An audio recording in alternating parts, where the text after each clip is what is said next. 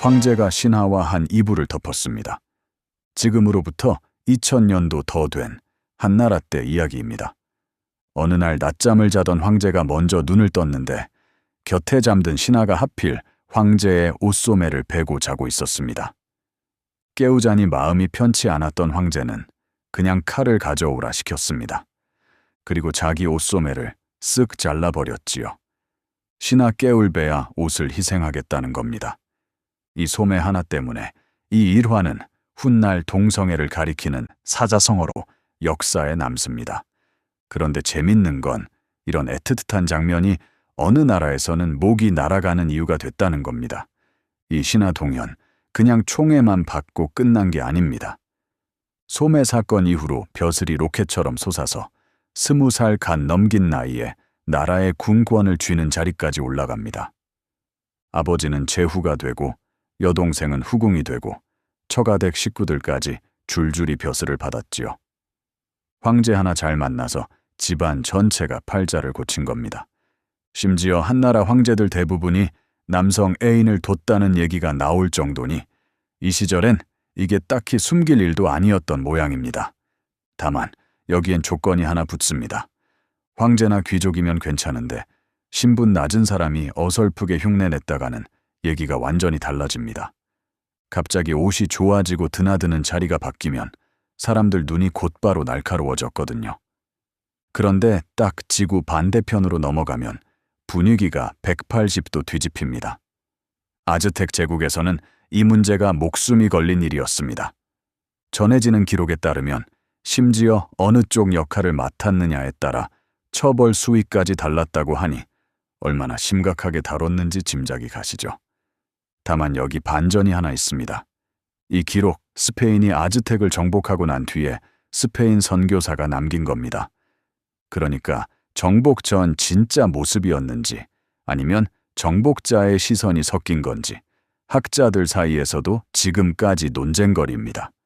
확실한 건 하나뿐입니다.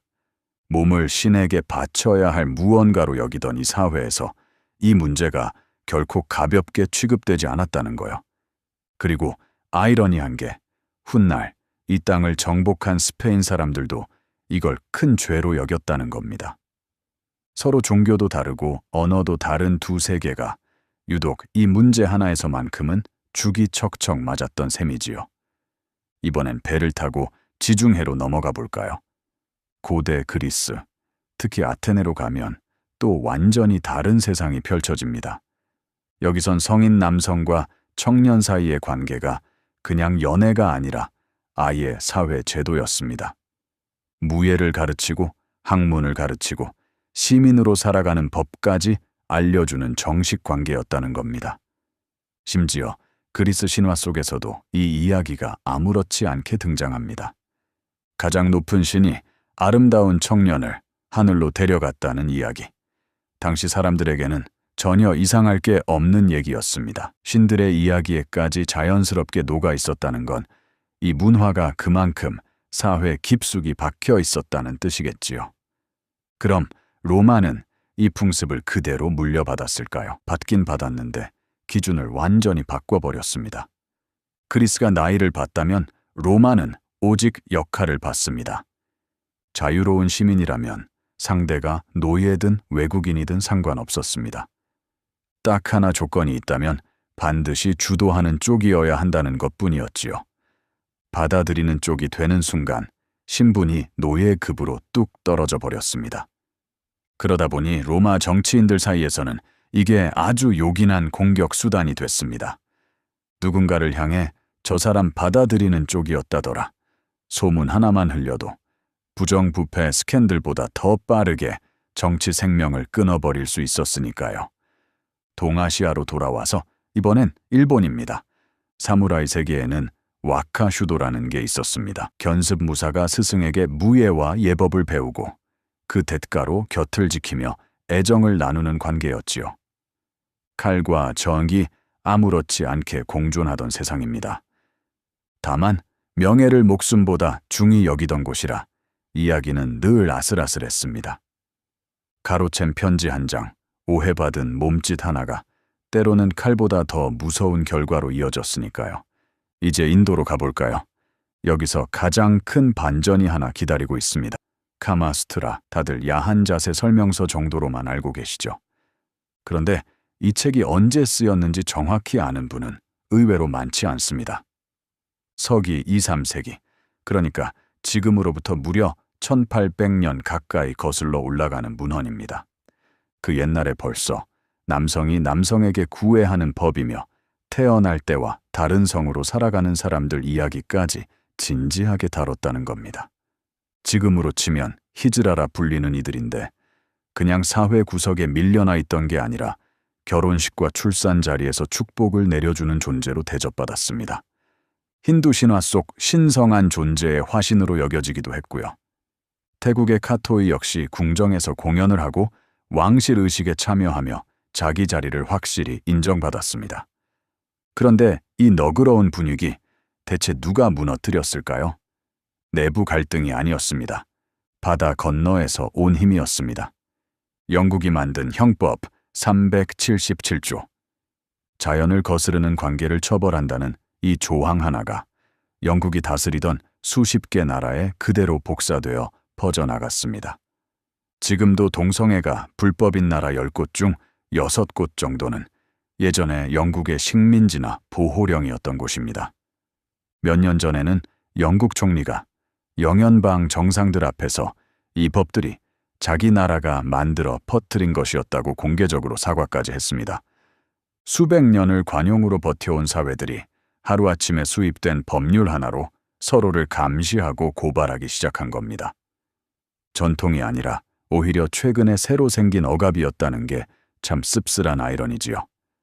서아시아 아시리아에도 옛 법전이 하나 남아 있습니다.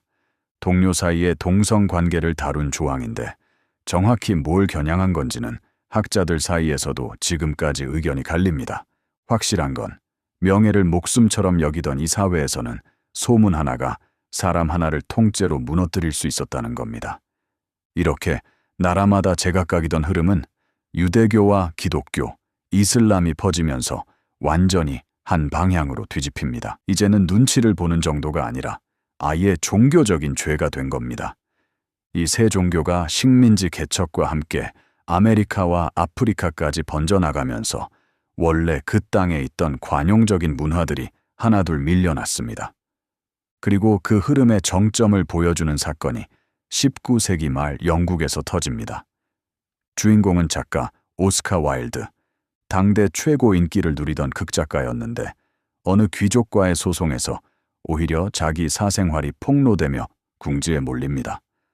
법정은 그에게 2년 강제 노동형을 선고했습니다. 잘 나가던 작가가 순식간에 나락으로 떨어진 거지요.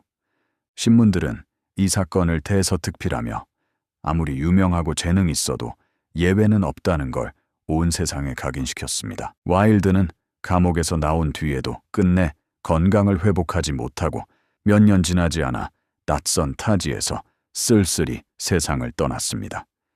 지금도 세상 어딘가에서는 이 문제 하나로 감옥에 가거나 목숨을 잃습니다. 그런데 곰곰이 따져보면 흥미로운 지점이 있습니다. 지금 우리가 당연하게 여기는 엄격한 잣대 상당수가 사실은 아주 오래된 전통이 아니라 불과 몇백 년 사이에 새로 만들어지고 퍼진 것들이라는 사실입니다. 한나라 궁궐에서는 아무렇지 않던 일이 어느 시대 어느 땅에서는 목숨을 걸어야 하는 일이 되고 또 다른 곳에서는 신의 축복이 되기도 했습니다. 같은 사랑을 두고 시대와 장소에 따라 이렇게까지 다른 잣대가 매겨졌다는 게 신기하지 않으신가요? 역사는 한 방향으로만 흐르지 않습니다. 너그러워지는 곳이 있으면 다시 엄격해지는 곳도 있지. 그 오랜 시간 동안 변하지 않은 게 하나 있다면 사람은 어느 시대에나 사랑하고 곁에 있고 싶어 했다는 것 아닐까요?